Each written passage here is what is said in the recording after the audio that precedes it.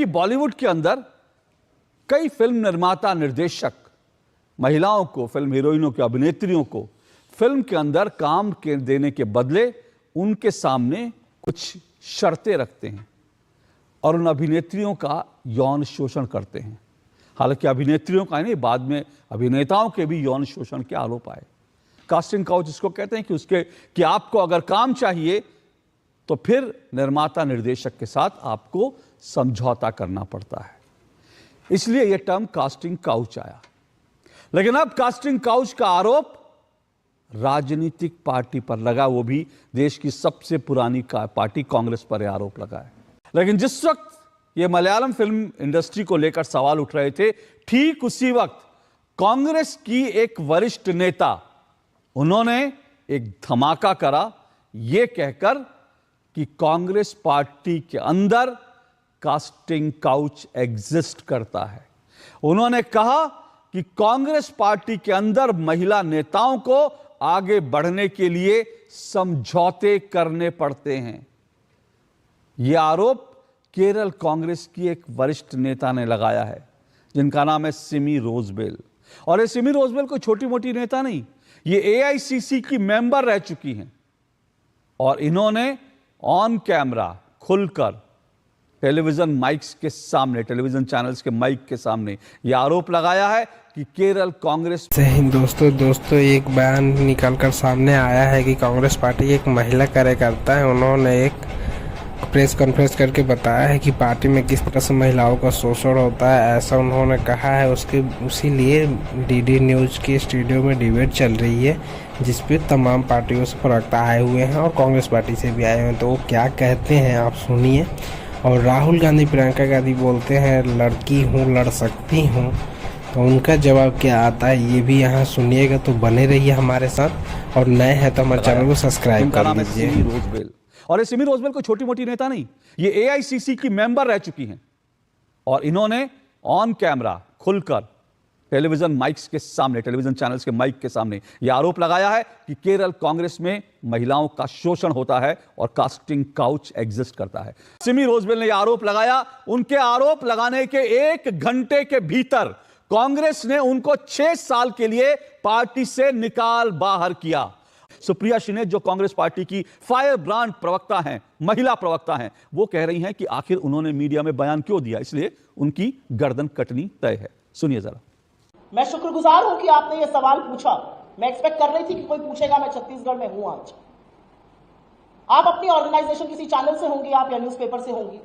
अगर आपके साथ कुछ गलत होता है जो आपको लगता है कि गलत हुआ और वो जांच के बाद ही तय होगा, तो आप सबसे पहले किसके पास जाइएगा? आप अपनी ऑर्गेनाइजेशन में जाइएगा, आप अपने हेड के पास जाइएगा, आप अपने एडिटर के पास जाइएगा, शिफ्ट एडिटर के पास जाइएगा। बहुत आप आक्रोशित होंगी, कुछ कोई नहीं कर रहा होगा, तो आप पुलिस के पास जाइएगा। लेकिन आप अपने कंपेटिटर चैनल के पास नहीं जाइएगा। आपकी शिकायतें थी, आपको कांग्रेस में उठानी चाहिए थी, अपने हक की लड़ाई लड़नी चाहिए थी।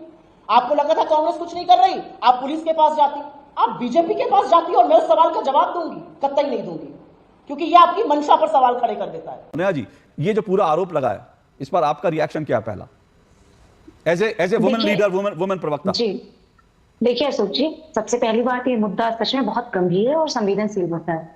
अगर किसी भी पॉलिटिकल पार्टी के अंदर कोई महिला अपने पार्टी फोरम पे कोई कंप्लेंट कर रही है, तो निश्चित रूप से उसे अंदरूनी जांच होनी चाहिए, उसे न्याय मिलना चाहिए।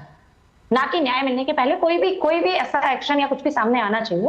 लेकिन चूंकि ये कांग्रेस पार्टी की एक महिला नेता के साथ ऐसा हुआ है, इस पे कांग्रेस पार्टी जांच करेगी और जो भी आरोपी होंगे, अभी आपने ही सुनाया बयान, कांग्रेस पार्टी के नेता ने कहा है कि जो भी इस तरह के लोग हैं हम उन पे देख रहे हैं, ऐसे लोगों को हम बढ़ावा नहीं देते हैं और जो भी आरोपी हैं उन पे कार्रवाई की जाए। नेहा जी एक मिनट जी, आपको रोक रहा हूं। उन्होंने ये नहीं कहा कि ऐसे लोगों पे कार्रवाई होगी, उन्होंने कहा कि आप गई इसलिए मैं आपकी बात सुनूंगा ही नहीं।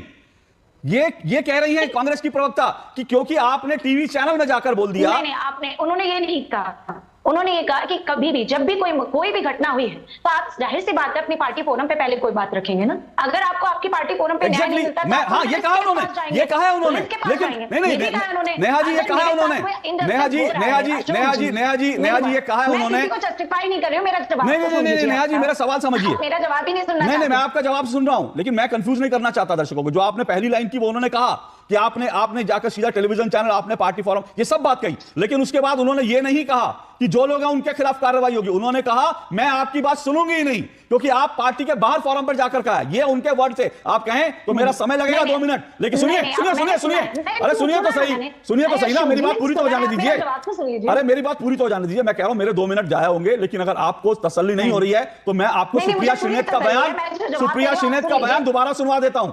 अगर आपको आप मत सुनवाइए, आप मेरा जवाब सुन लीजिए। हाँ सवाल, अच्छा आप बताइए, अपना जवाब दीजिए, बताइए।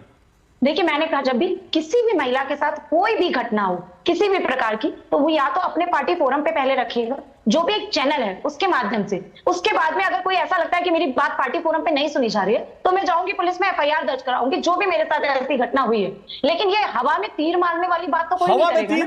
हवा में तीर क्या होता है? मतलब अगर कोई महिला, मतलब आप ये कहना चाह रही हो कि महिला पहलवानों ने, आप ये कहना चाह रही हो कि बृजभूषण शरण सिंह के खिलाफ महिला पहलवानों ने हवा में तीर चलाया था कि उन्होंने कुश्ती संघ में नहीं कहा, उन्होंने सरकार से नहीं कहा, उन्होंने सीधा जाके मीडिया में कहा, तो इसका मतलब उन्होंने हवा में तीर चलाया था।